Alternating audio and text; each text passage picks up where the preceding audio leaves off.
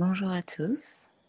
Aujourd'hui, on va parler de la nouvelle lune qui aura lieu le 13 juillet à 4h49 du matin, heure française, dans le signe du Cancer à 22 degrés 41. Cette nouvelle lune, en fait, c'est une éclipse solaire partielle. C'est la première d'une série de 3 qu'on va avoir durant l'été. Celle-ci, c'est pas la plus puissante parce que pour qu'il y ait une éclipse, il faut que la lunaison, pleine lune ou nouvelle lune, ait lieu proche des nœuds lunaires. Et donc, plus la lunaison est proche des nœuds, plus l'éclipse est intense. Ça sera le cas à la fin du mois de juillet, le 27. Et ici, on voit qu'il y a une quinzaine de degrés entre la nouvelle lune et les nœuds, ce qui fait donc que c'est une éclipse partielle.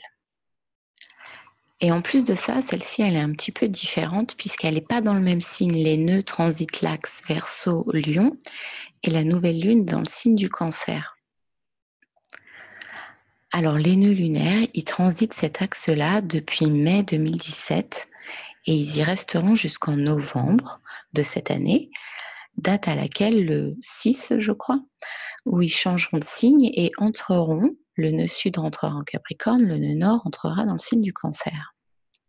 Donc en fait, si vous vous souvenez, l'été dernier, au mois d'août, on a eu une série de 2 éclipses sur cet axe-là, Lion-Verseau. On a eu une deuxième série d'éclipses fin janvier et mi-février dans ces mêmes signes. On va en avoir encore 2 autres fin juillet et mi-août cette année. Mais celle-ci, elle a lieu dans le signe du Cancer. Donc ce qu'elle fait, en fait, c'est qu'elle est en train d'annoncer les thèmes potentiels que les éclipses qui auront lieu à partir de novembre 2018, c'est-à-dire en vérité les premières auront lieu en janvier et ensuite pour 1 an et demi, les thèmes qu'auront ces éclipses-là. Donc cette lunaison, elle nous donne un petit peu un avant-goût de ce nouveau cycle d'éclipses qui commencera. Donc les éclipses, qu'est-ce que c'est en fait d'un point de vue astrologique, qu'est-ce que ça change dans nos vies? C'est simplement des lunaisons qui sont plus fortes, ressenties plus fortement que des pleines lunes ou des nouvelles lunes normales, entre guillemets. Ce qu'elles font souvent, c'est qu'elles accélèrent le rythme. Les événements qui se produisent autour de cette période ont tendance à être plus significatifs qu'à d'autres moments. Mais c'est une tendance en fait, et ça va dépendre de votre thème personnel. Dans quelle mesure est-ce que ça impacte votre thème personnel? Et donc par rapport à ces séries d'éclipses qu'on a eues en août dernier et cet hiver, en fait, vous le savez déjà, si le cycle d'éclipses dans lequel nous sommes là sur l'axe Lion-Verseau vous impacte. Vous savez déjà autour de quoi ça tourne. Et il est tout à fait possible que ça vous concerne pas particulièrement, que ça n'ait rien amené de plus important que n'importe quelle autre lunaison. Il est tout à fait possible qu'il y ait eu d'autres lunaisons qui au contraire vous aient beaucoup plus bousculé ou qui ait amené quelque chose de nouveau ou au contraire, voilà, qui vous ait forcé à vous détacher de quelque chose parce que celle-ci impactait votre thème plus fortement. Ce qui se passe ici, c'est qu'on a un changement de signe. Donc il est possible que celle-ci, par contre, peut-être que votre thème du point de vue, de l'axe Verseau-Lion est pas particulièrement touché. Par contre, au niveau Cancer-Capricorne, il peut se passer plus de choses. Et si c'est le cas, vous allez vous en rendre compte, maintenant autour de cette nouvelle lune. Voilà, donc les éclipses, ce qu'elles font, c'est qu'elles nous réalignent, elles nous forcent un petit peu à aller dans une direction qui était pas forcément celle qu'on avait envisagée, mais simplement parce que c'est ce qui est le mieux pour nous. Même si ça semble pas toujours être le cas au départ. Et là, c'est une éclipse qui est en conjonction avec le nœud nord, donc c'est vraiment dans le but de nous faire avancer dans la bonne direction. C'est une nouvelle lune qui est orientée vers le futur, qui veut nous faire, grandir. Donc une nouvelle lune dans le signe du Cancer, en soi, elle nous parle de tout ce qui a à voir avec notre sentiment de sécurité intérieure. Le Cancer, il représente notre famille, nos racines, notre maison, notre fondation et la manière dont on prend soin de soi et dont on prend soin des autres par extension. Donc le Cancer, il nous parle de notre vie intérieure. Il nous parle de nos émotions, de notre connexion émotionnelle à nous-mêmes. Est-ce que nous sommes bien connectés à nos émotions ou pas? Est-ce qu'on écoute nos sentiments? Est-ce qu'on suit nos sentiments ou pas? Est-ce que nos besoins sont comblés ou pas? Et aussi, quelle est l'image qu'on a de nous-mêmes? Ce qui peut se passer avec le signe du Cancer dans le cadre d'une éclipse, c'est que parce que le Cancer a un peu tendance à vivre dans le passé parfois, à s'accrocher à certaines émotions dont il ferait mieux de se détacher, l'éclipse, elle peut forcer ce changement-là. Elle peut forcer à lâcher. Il peut y avoir des circonstances qui se produisent où, bon, bah là, c'est juste, voilà, c'est dépassé, faut arrêter maintenant. Ça perd du sens. Et du coup, ça peut permettre de réactualiser un petit peu les choses en se disant, bon, alors, est-ce que j'ai changé? Est-ce que mes besoins ont changé? Est-ce qu'en fait, ce que je pensais ressentir par rapport à telle chose ou telle chose, c'est toujours valable? Mais bon, il est possible, avec cette lunaison, qu'on soit un petit peu forcé à sortir de notre zone de confort et c'est dû à l'éclipse, d'accord? Mais c'est surtout parce qu'elle est en opposition avec Pluton et c'est l'aspect principal et c'est quand même un aspect, assez intense, assez puissant. Pluton, il est quand même beaucoup lié à notre inconscient. Et ce qui peut se produire avec cette opposition, c'est que justement des sentiments qu'on avait préféré refouler, qu'on cherchait à contrôler, qu'on voulait pas affronter, au moment de cette lunaison, il y a tout ça qui peut bien remonter à la surface et qu'on peut bien se prendre dans la tête. Et en fait, c'est simplement parce qu'il faut les gérer. Ça peut se jouer de plein de manières différentes. Ça peut être des parties de soi qu'on préférait ne pas, regarder, peut-être des endroits où on a tendance à être un petit peu, contrôlant ou manipulateur, des choses qu'on se cache par rapport à soi ou alors ça peut se jouer dans une relation par rapport à quelqu'un, par rapport à un événement qui se serait produit, qu'on avait préféré, voilà, mettre de côté et d'un seul coup, ça ressort, ça nous explose dessus et voilà, faut en faire quelque chose. Donc ça peut être un petit peu inconfortable, mais voilà, une fois de plus, c'est pas fait pour nous plomber, c'est simplement parce qu'il y a quelque chose à en faire de ces émotions, il y a quelque chose à en tirer, il y a une évolution potentielle grâce à ça, en fait. Ça peut aussi être un petit peu plus soft que ça, dans le sens où, oui, on peut prendre conscience de certaines émotions qu'on a et simplement partir dans une petite questionnement un peu, psychologique, en fait. Pluton, il est quand même assez lié à la psychologie. Il aime bien demander pourquoi, il aime bien décortiquer les choses et analyser les choses et donc vous pouvez vous retrouver dans ce genre de questionnement où vous passez plus de temps à analyser ce que vous ressentez par rapport à telle ou telle circonstance, telle ou telle personne. Ça fait beaucoup de tel d'un coup. Cette opposition, elle peut aussi, révéler là où nos rapports familiaux ou intimes dysfonctionnent. Que ce soit parce qu'on est dans un rapport de force, où il y a une forme d'autorité comme ça, Pluton, surtout en Capricorne, peut être un peu, ouais, dur, autoritaire. Ou alors parce que vous êtes plutôt du côté du Cancer qui, lui, veut trop s'occuper de l'autre, est trop ouvert vers l'autre et s'oublie un petit peu. Ou les dysfonctionnements peuvent être autres, mais dans tous les cas, ils peuvent apparaître aussi à ce moment-là.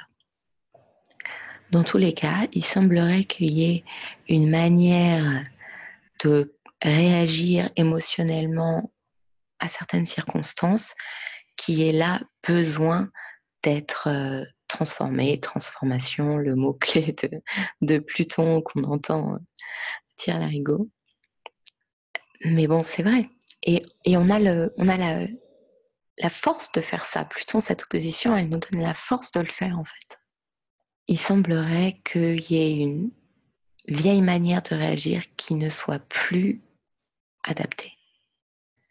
Cette opposition, elle peut aussi mettre en jeu, voilà, la différence qu'il y aurait entre notre vie intérieure, comment on se sent intérieurement, et l'image qu'on projette à l'extérieur. Et du coup, amener vraiment la conscience qu'il faut réduire cet écart et donner la possibilité de le faire, une fois de plus, la force de le faire. Une dernière thématique qu'on peut trouver avec cette opposition, c'est tout ce qui va être de l'ordre de vulnérabilité versus peur. Est-ce qu'on s'autorise à se montrer vulnérable ou est-ce qu'au contraire on bloque ça parce qu'on a peur d'être jugé, d'être rejeté ou simplement parce qu'on ne se sent pas justement en sécurité intérieurement suffisamment pour pouvoir s'autoriser à le faire et que du coup la réponse de l'extérieur serait trop déstabilisante si elle était négative ou pas celle qu'on attend. Voilà, donc en gros, le cancer, cette lunaison en cancer, elle nous amène vraiment à la question de nos besoins et de la manière qu'on a d'y répondre. Et donc, qu'est-ce qui est adapté, qu'est-ce qui ne l'est pas, qu'est-ce qui ne l'est plus aussi, du coup, il y a cette éclipse et donc du coup cette idée il y a quelque chose de vraiment nouveau qui veut apparaître. Après, on est au début du cycle, donc ça risque d'être un processus un peu plus long que ça, mais voilà, on a un petit aperçu là. Au moment de cette éclipse partielle, Mercure ici en Lion est rentré dans sa zone d'ombre. Donc Mercure va être rétrograde fin juillet, du 26 juillet au 19 août. Et donc il est déjà entré dans sa zone d'ombre, c'est-à-dire qu'il a déjà dépassé le degré auquel il redeviendra direct le 19 août. Et donc on est dans cette période où c'est plutôt malin de prêter attention à ce qui vous passe par la tête, les conversations que vous avez, parce qu'on va y revenir dans les semaines qui arrivent et que ça aussi, ça va avoir besoin de bouger un peu. Alors, ce qu'il y a de plutôt positif dans ce thème, malgré cette opposition qui, on va pas se le cacher, n'est pas forcément la plus agréable, on est quand même vraiment soutenu pour en faire quelque chose de positif. Et ça, c'est parce que nous avons deux grands triangles. Ici, triangle de terre, grand triangle de terre entre Vénus en Vierge, Saturne rétrograde en Capricorne et Uranus en Taureau. Et le deuxième, qu'on commence à connaître puisqu'il est avec nous depuis fin mai à peu près. Ici donc avec la lunaison elle-même, la nouvelle lune en Cancer. Jupiter qui est maintenant direct en Scorpion, et je vais en parler un peu plus parce que c'est quand même un peu la bonne nouvelle du mois. Et Neptune rétrograde en Poisson. Donc on a ces deux grands triangles, un dans les signes d'eau, un dans les signes de terre. Donc concernant le grand triangle d'eau, ça c'est pareil. À ce stade-là, vous savez ce dont il s'agit puisqu'il est avec nous depuis fin mai. C'est une vraie aide pour faire preuve de compassion et de compréhension et accepter toutes ces émotions qui nous traversent, quel que soit le sujet que ça concerne dans votre vie. Mais voilà, la différence significative qu'il y a maintenant, c'est que Jupiter est direct. Jupiter redevient direct ou stationne direct le 10. Et donc, au moment de cette lunaison, son énergie, elle est particulièrement intense. C'est toujours le cas au moment où une planète stationne direct. Et ça va nous permettre déjà d'être bien plus intuitif et de vraiment, vraiment prendre conscience de ce que Jupiter a voulu nous apprendre pendant cette rétrogradation qui dure depuis mars et nous permettre de vraiment intégrer ces leçons et regarder les choses avec plus d'optimisme avec, voilà, là, maintenant on a une vision de ce qu'on peut en faire de ça.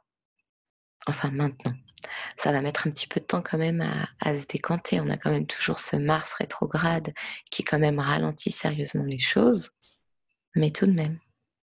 Et puisqu'on est dans cette dynamique de l'éclipse qui quand même principalement, la plupart du temps, indique qu'il faut se détacher de quelque chose, que Jupiter a fini sa rétrogradation, voilà. Si on est émotionnellement attaché à quelque chose qui nous dessert, là on a la possibilité de prendre de la distance, de commencer à voir comment on va pouvoir prendre de la distance par rapport à ce passé. Je voudrais quand même dire qu'il faut faire un petit peu attention parce que un grand triangle comme ça, c'est une énergie qui est autosuffisante, donc on peut tourner un peu en rond quand même émotionnellement. Donc utilisons, si c'est le cas, et que c'est malsain, utilisons l'énergie de cette éclipse, de Jupiter rétrograde pour, voilà, c'est bon, ça suffit. Allez, merci, j'ai compris. Au revoir. Et donc, on en vient maintenant à ce deuxième grand triangle qui aide vraiment à nouveau à faire ça. Donc, Vénus est en Vierge, c'est pas le placement le plus romantique, mais au moins, elle est pratique. Elle va nous permettre d'être réalistes. Évidemment, le trigone avec Saturne aussi va nous permettre d'être réalistes. Et voilà, de pas se leurrer et de faire les choses de manière concrète et pratique pour avancer dans la bonne direction. Ce grand triangle, il calme aussi sérieusement les choses. Parce qu'on a toujours, comme je l'ai dit il y a quelques instants, ce Mars rétrograde en Verseau, en carré à Uranus, en conjonction avec le nœud sud. Bon, on est un peu nerveux quand même. Il y a des vieilles colères du passé qui sont en train de remonter. On ne sait pas exactement, est-ce qu'il faut que je fasse quelque chose? Est-ce que je ne dois pas faire quelque chose? Ok. Bon, là, avec ce grand triangle qui se forme, on va pouvoir faire preuve de patience, notamment, voilà, cet aspect Vénus-Saturne nous donne la possibilité d'agir calmement, au bon moment, et d'avoir une vision sur le long terme de ce qu'on fait. Et de ne pas réagir à cette impulsivité que Mars-Uranus peut amener. Mais on a quand même cet Uranus lié à ce grand triangle, qui donc est une bonne chose, comme je viens de le dire, puisqu'il calme un petit peu le carré avec Mars, mais il amène quand même son petit lot d'inattendu à ce grand triangle. Mais tout laisse à penser dans cette configuration que c'est simplement la petite dose de, voilà, ce besoin qu'on a de sortir de notre zone de confort avec cette éclipse en Cancer. Uranus va nous permettre de faire ça et en même temps sans que ça parte dans tous les sens et que ça ne ressemble à rien puisqu'il y a ce grand triangle qui le lie à Saturne et à Vénus en Vierge.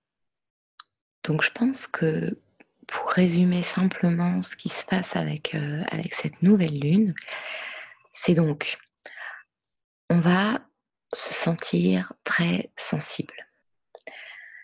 Il va probablement avoir pas mal d'émotions qu'on n'avait pas envie de gérer, qu'on n'avait pas envie d'affronter, qui vont émerger. Ok.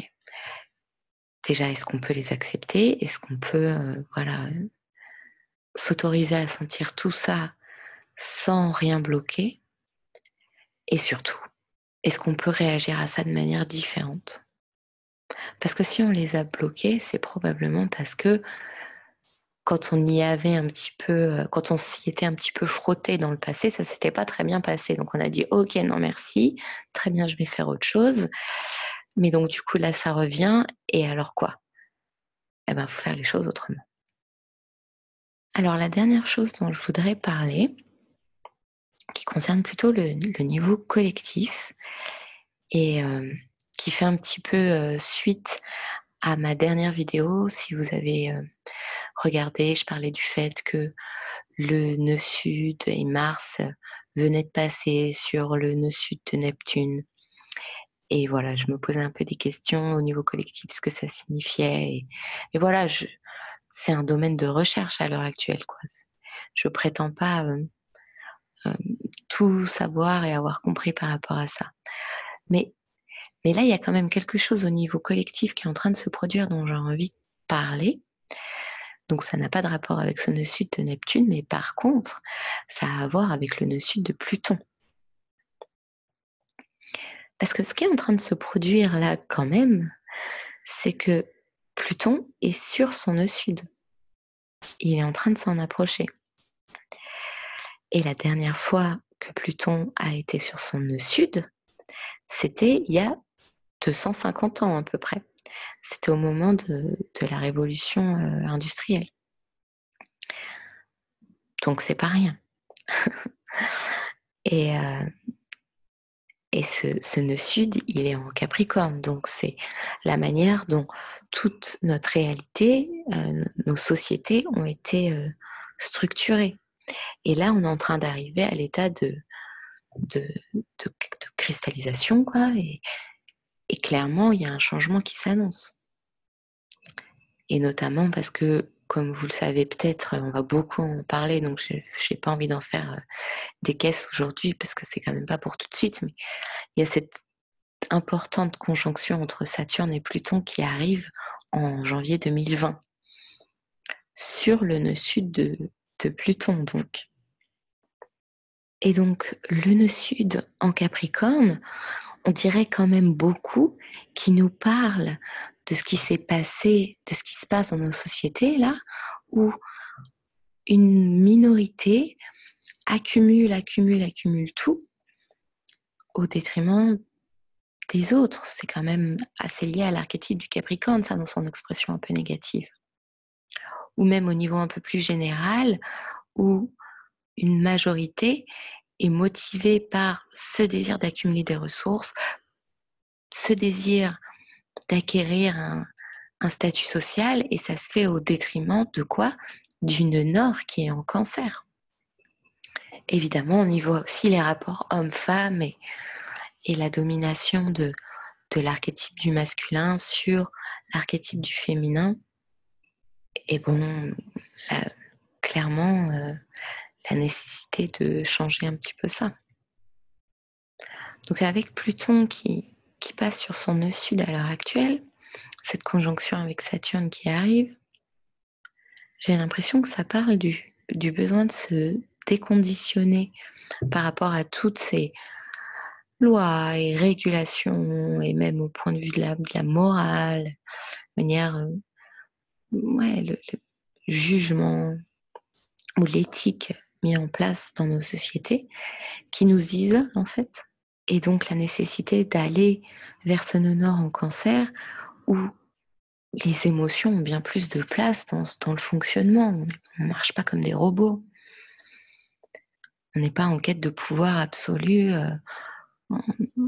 au détriment de tout, et en étant prêt à faire n'importe quoi pour y parvenir. Donc j'en parle au moment de cette éclipse parce qu'elle est quand même sur l'axe des nœuds de Pluton, qu'elle annonce ce qui va se produire dans les 2 prochaines années, disons, qui inaugure en soi un cycle bien plus long de 250 ans par rapport au transit de Pluton. Donc, peut-être regarder un petit peu ce qui se passe autour de nous au point de vue collectif, ça peut être un petit peu intéressant et nous donner des clés un petit peu sur la manière d'avancer dans la bonne direction. Voilà, j'espère que ça vous a été utile. Et vous pouvez aller jeter un coup d'œil à mon site. J'écris des articles toutes les semaines sur les transits, donc je vais vous mettre ça, je vais vous mettre le lien en barre d'infos. Et je vous souhaite une bonne nouvelle lune et on se retrouve la prochaine fois, j'espère. Merci.